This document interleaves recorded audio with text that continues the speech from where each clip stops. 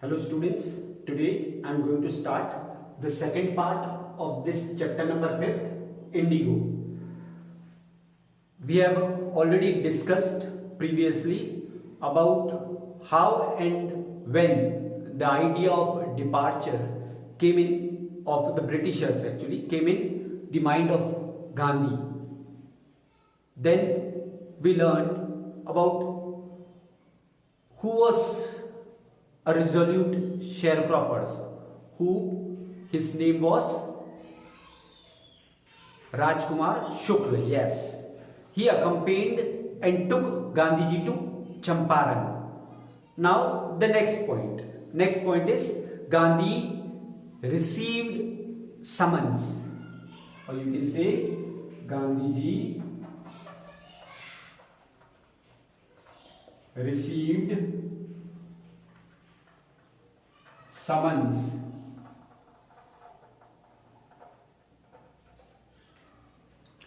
Now Gandhiji met the secretary of the British Landlord Association, but he didn't give him any information. So he then met the commissioner, and the commissioner bullied him. He bullied him and advised him to leave the place immediately. Okay, but Gandhiji didn't leave. Okay, he directly proceeded to Motihari, the capital of Champaran. Later, Gandhiji was served an official notice, okay, to quit Champaran. Now, Gandhiji made it very clear that he would disobey the order. So, Gandhiji received a summon to appear in the court the next day. Now, what he did, he wired a full report to the viceroy.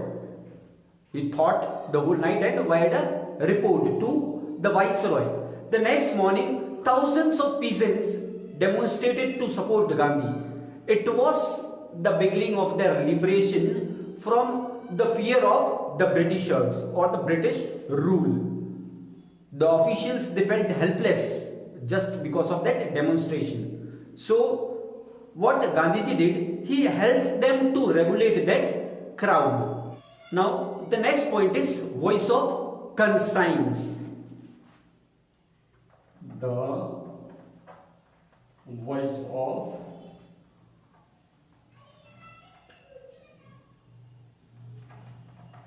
conscience. Now the government at the time was baffled. The authorities wanted to postpone the trial of Gandhi, but Gandhiji protested against the delay. Okay, it was his duty not to set a bad example as a lawbreaker. So, on the other hand, he was to do justice with the hundreds of peasants there, the sharecroppers there. So, in the end, he heard the voice of his conscience. Okay, the court later on didn't deliver any judgment for several days. And meanwhile, Gandhiji was allowed to remain at liberty.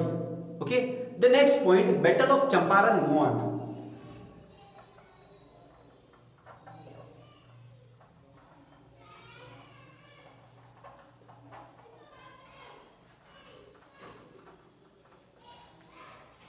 Now, Rajendra Prasad and many other prominent lawyers of that place from Bihar, okay, they came there. They conferred with Gandhi and finally decided that they will even follow him into jail.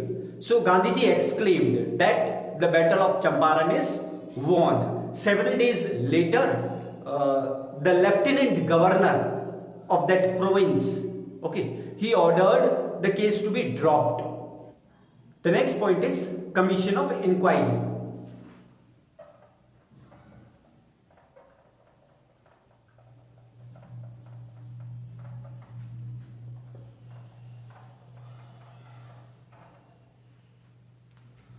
Okay, so Gandhiji had 4 interviews with the Lieutenant Governor, and Lieutenant Governor appointed an official commission of inquiry.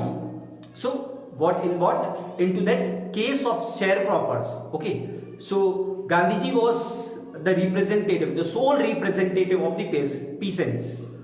So there were many evidences against the landlords.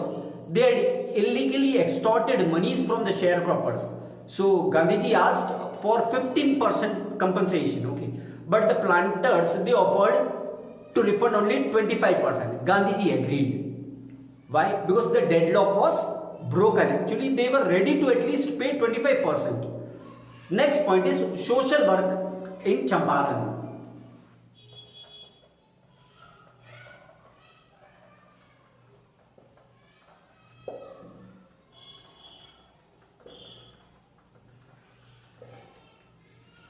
Now Gandhiji saw that the cultural and social condition, okay, there was backwardness actually in Champaran villages.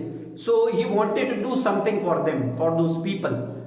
So what he did, he launched a campaign, okay, and Mahadev Desai, one person, and the other one was Narhari Parikh. They joined Gandhiji as a disciples.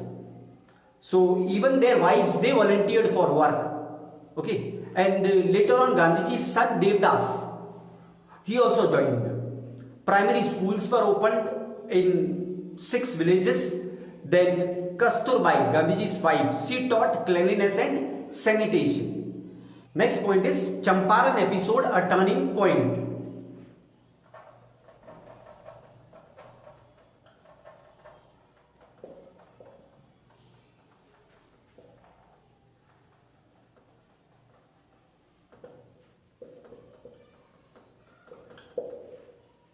Now, the episode of Champaran was a turning point in Gandhi's life. It was an attempt to alleviate the distress of the poor peasants. Then Gandhi tried to mold a new and free India. Okay, he wanted that type of India, or the free India, to stand on his own feet and thus make India free.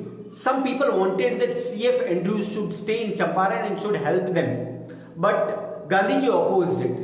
He didn't want that the Indians should take help from any Englishmen in their own struggle for freedom. So this is how, with being self-sufficient and self-reliant, he wanted that India should be made free.